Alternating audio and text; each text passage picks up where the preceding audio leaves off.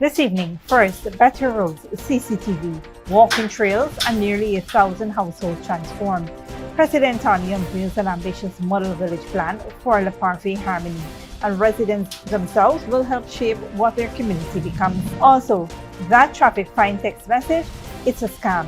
The Guyana police force warns fraudsters are impersonating the force, threatening court action and stealing banking details through fake websites. Delete it, report it, and warn the elderly in your family. Then manufacturers push back. The GMSA says the government's $500 million state-owned bottled water plant could crush the very local businesses that spent years building the industry, and it is calling for the project to be paused. Meanwhile, your post office is about to become much more. President Ali announces plans to convert every post office in Guyana into a full government service center, bringing state services closer to communities nationwide. And tens of thousands of Africans are fleeing South Africa as anti-migrant hostility deepens. Some spent decades building lives there. Now they're starting over with nothing. Those stories and more are coming up. Stay with us.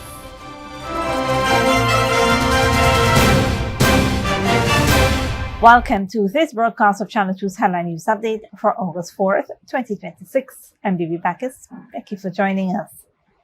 First up, President Dr. Mohamed Irfaan Ali has outlined a wide-ranging development plan for the Parfait Harmony, promising residents modern infrastructure, improved public safety, new recreational spaces, and cleaner, better organized surroundings under the government's Model Village initiative.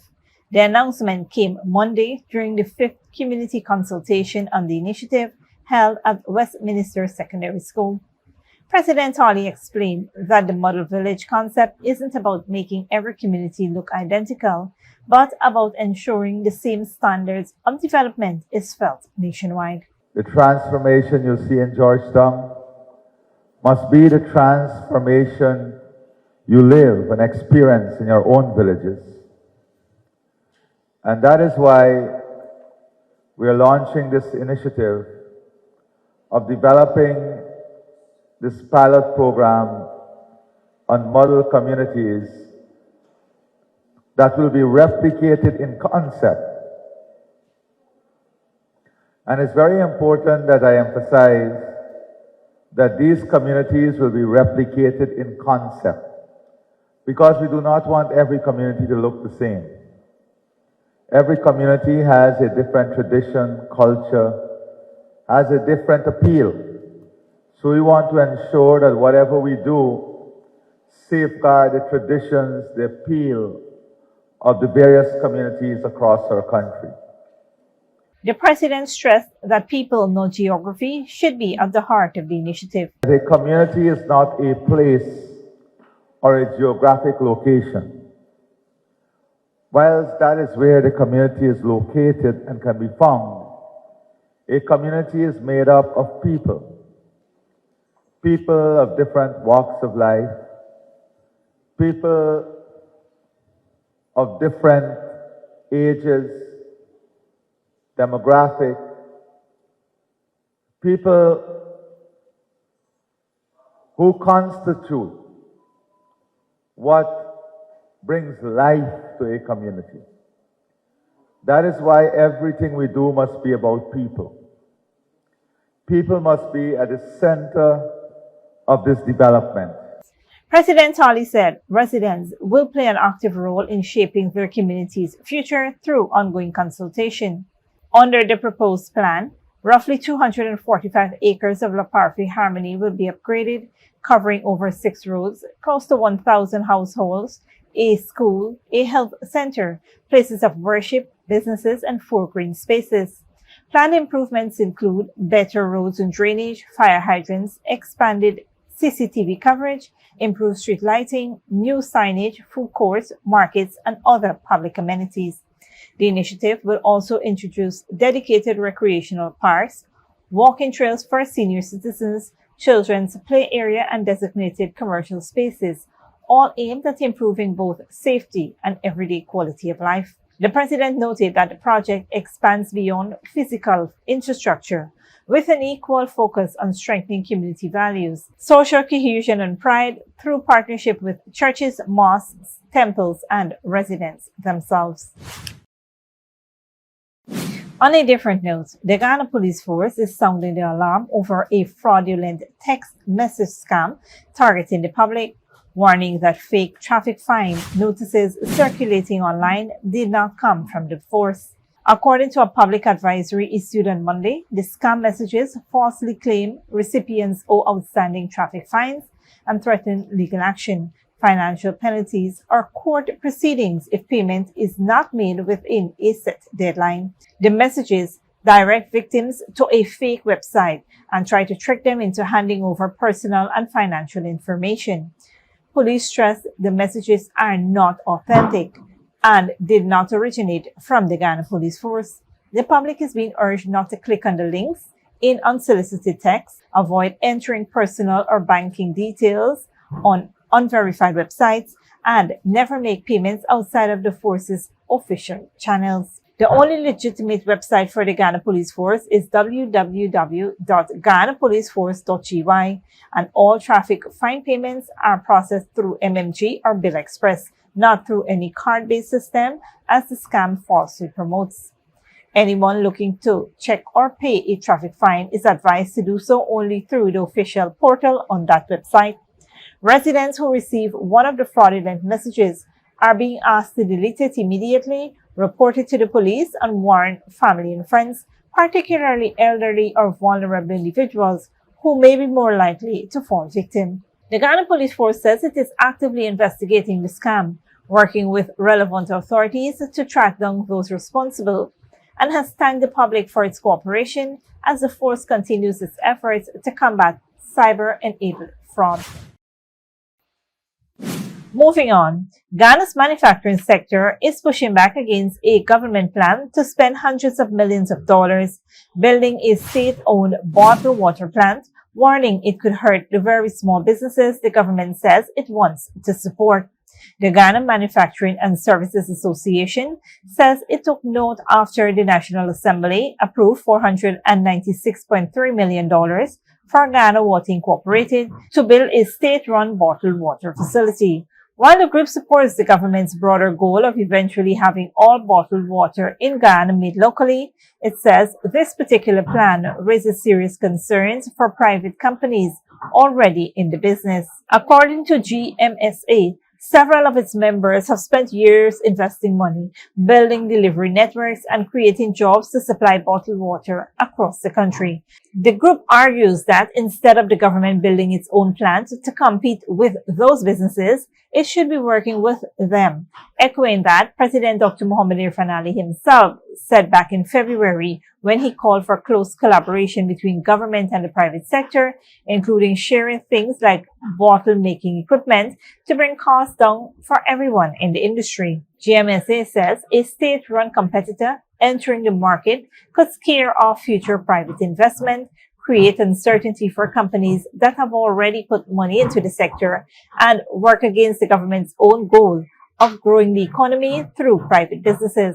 The association also reminded GWI that its main job is to deliver clean, reliable water to every household, and said any new business venture should not distract from that core responsibility.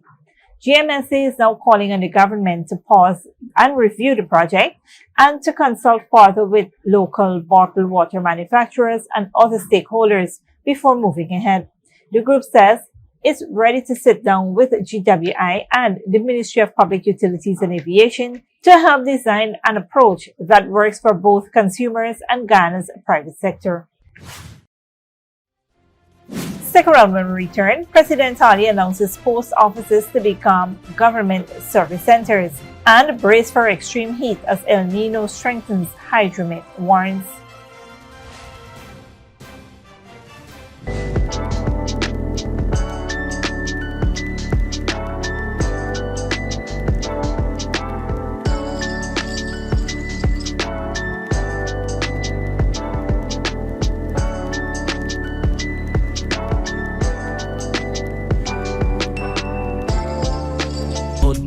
forget things. What's the problem, Granny? I want money for borrow for those surgery. I was dancing and I fall and fracture my hip. If you need some quick money, you should check Lender's Jewelry and Pawn Shop. Lender's Jewelry and Pawn Shop, Lot 238 South Road, Border, Georgetown. Get jewelry made to order in just 72 hours. We also accept vehicles. Lender's, best rates, longest payback period. Boys, I get through. Plus, I could dance again. Lender's Jewelry and Pawn Shop.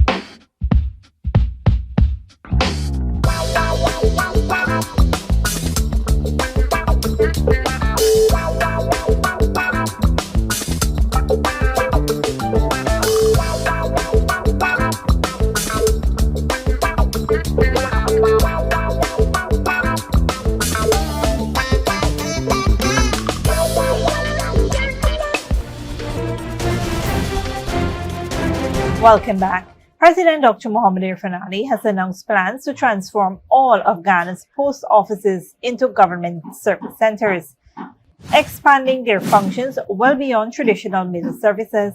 The announcement was made on Monday during a public consultation with residents at Good Fortune Primary School in Region 3. President Ali told residents, "We have to change all of the post offices beyond postal services because we need these government service centers all across the country." The initiative aims to make a wider range of government services more accessible to communities by using the existing post office network as the base. The president said residents can expect to see the transformation beginning to take shape in the near future. In other news, the Guyana Hydrometeorological Service is warning residents to prepare for an unusual hot, dry stretch of weather as El Niño conditions intensify in the coming months. As the country moves out of the rainy season, Hydromet's latest outlook predicts hotter than normal weather from August through at least October. El Niño, driven by warmer Pacific Ocean temperatures and weaker trade winds, is expected to cause a sharp rise in hot spell days or stretches of 2 or more consecutive days of extreme heat. Guyana usually sees about 30 such days a year, but this year could bring as many as 80, with regions 4, 5, 6, 8, and 10 expected to be hit hardest. Rainfall is expected to decrease nationwide, while both day and night temperatures rise. The extended heat and dryness could ripple across daily life. Farmers may see crops and livestock struggle with reduced rainfall and rising water needs. Some communities, especially in the hinterland, could face water shortages. Electricity demand may spike as more people use fan and air conditioning, straining the power grid. Schools could see heat-related discomforts in classrooms, while low river levels may disrupt hinterland transport and make unpaved roads dustier and harder to navigate. Dry conditions could raise the risk of bush and forest fires, and prolonged heat could lead to more cases of dehydration, heat exhaustion, and heat stroke, particularly among children, the elderly, people with health conditions, and outdoor workers. Hydromet is urging the public to take precautions, stay hydrated, conserve water, avoid strenuous outdoor activities between 11 a.m. and 2 p.m., wear light-colored clothing, and steer clear of burning rubbish or vegetation. Schools are encouraged to keep drinking water available and monitor heat safety, while farmers should watch their crops and livestock closely and ensure access to clean water. Despite the drier outlook overall, Hydromet noted that days of significant rainfalls are still possible and said it will continue tracking conditions and issuing updates as needed to help residents stay prepared. Don't go away after the break. Is the US trying to force political change in Cuba and Europe in grip of deadly heat, drought, and wildfires?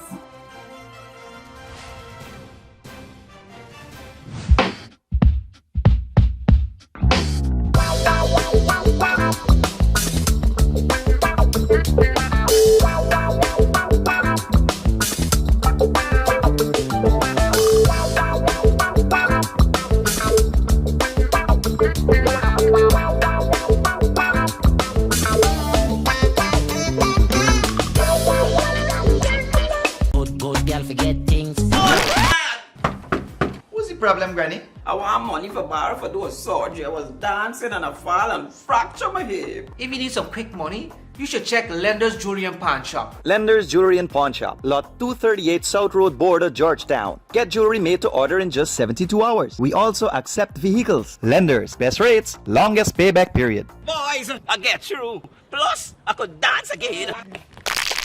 Lender's Jewelry and Pawn Shop.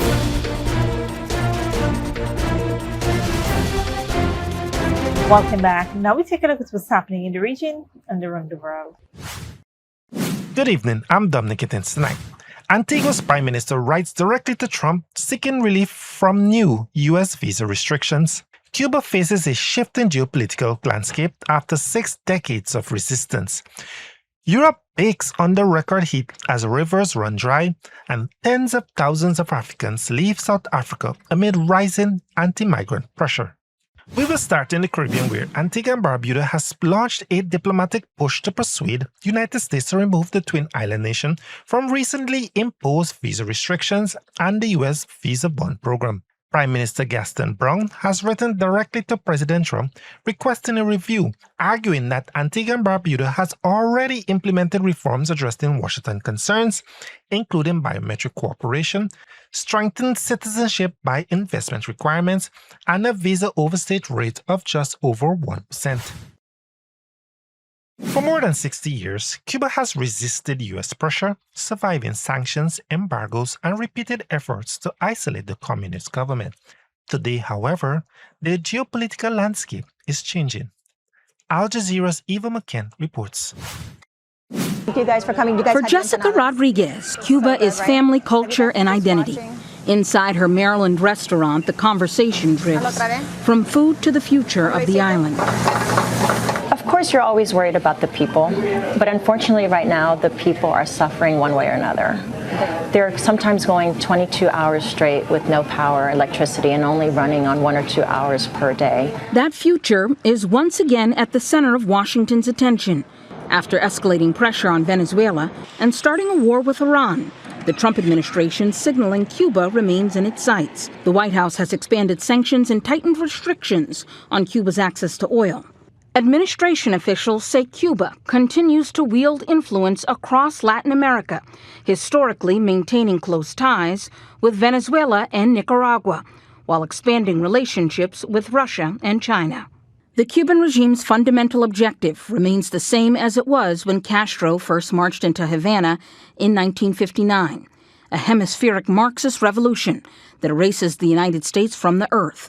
A State Department report released this month reads, "It's just people that don't know what an economy is supposed to look like. They really don't.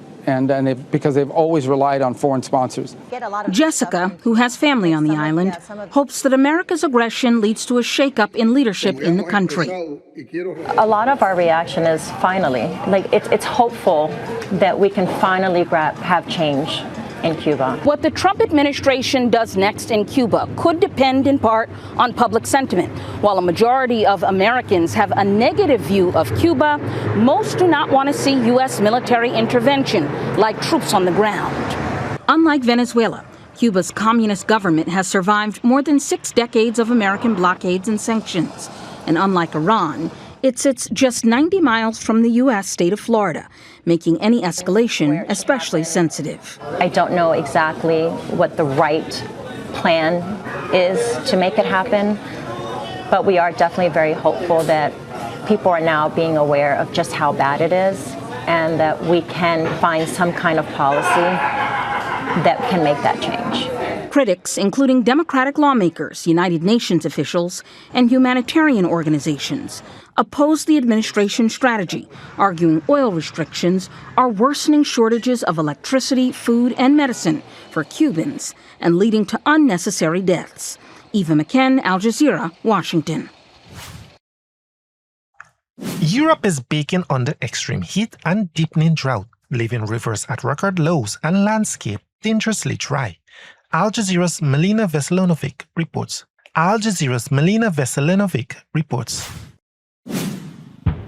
Unusual measures to divert water flow. The Romanian Navy carrying out controlled explosions on the Bala Canal to try to push more water into the river Danube. Record low levels have forced the government to shut down a nuclear reactor It's also declared a nationwide state of emergency as electricity production falls. In neighbouring Hungary, another nuclear plant is expected to be shut down because the water in the Danube is too low to cool its reactors. The government is asking people to ration electricity. We are facing the most critical 5 days. By Wednesday, temperatures could rise above 42 degrees, and there is also a chance that the absolute heat record, which was broken not so long ago, will be broken again. In Southeast Europe, extreme heat and drought, made worse by climate change, are drying up waterways. In the town of Osijek in Croatia, the falling levels of the Drina River have revealed a long submerged shipwreck. Further south in Greece, it's wildfires that are causing concern. They have already killed several people and forced the evacuation of villages around the Gulf of Corinth. Hundreds of firefighters are battling to contain the flames, but strong winds are fueling their spread. These horses are fleeing an inferno northwest of Athens. The wider region around the Greek capital is at high risk of fires. In France, firefighters are battling flare-ups in the southeastern Var region. It's grueling work across difficult terrain. But in much of Europe, scenes like these in Greece are becoming grimly familiar. Milena Veselinovic, Al Jazeera. Tens of thousands of Africans have left South Africa in recent weeks as anti-migrant sentiment and protests continue. Some spent years building lives and raising families there. Many find starting over in their home countries difficult. Al Jazeera's Haru Mutasu reports. Grace Masada speaks to her children in a language one doesn't usually hear in this part of Zimbabwe.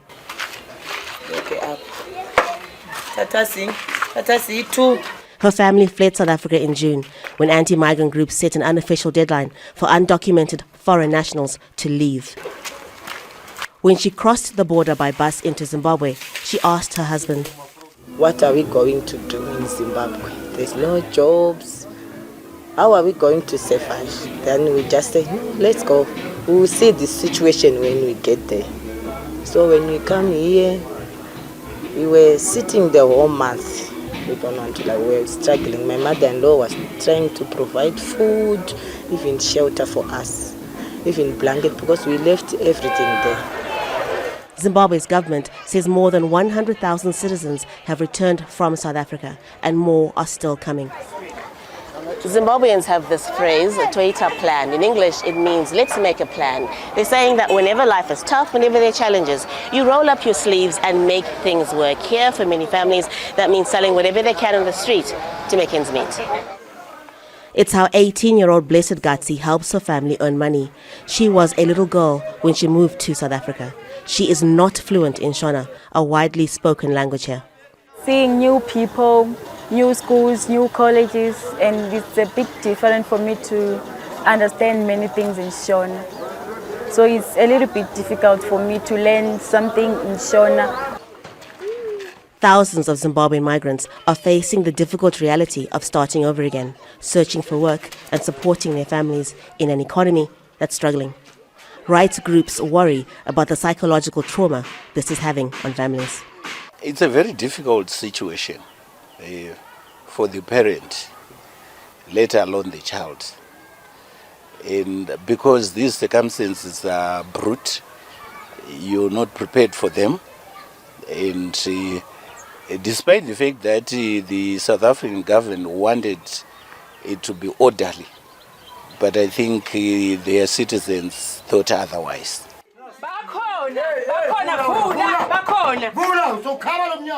Protests and door-to-door raids are still happening in South Africa as some locals continue to march against illegal immigration. That's why Grace says for now, going back to South Africa is not an option. Haru Mutasu, Al Jazeera, Harare. Thanks, Dominique. This brings us to the end of our regional and global news coverage. Up next is the 3-day weather forecast.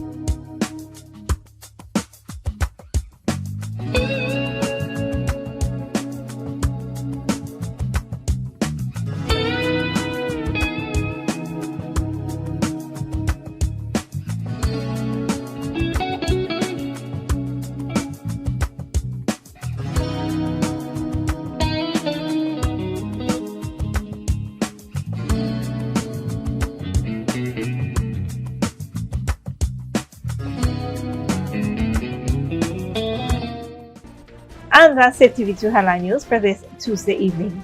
As we take our leave, we invite you to follow us on Facebook and YouTube. You can tune in tomorrow at 6:30 a.m. for a rebroadcast and at 7 p.m. for more news. Until then, please take care of yourselves and each other.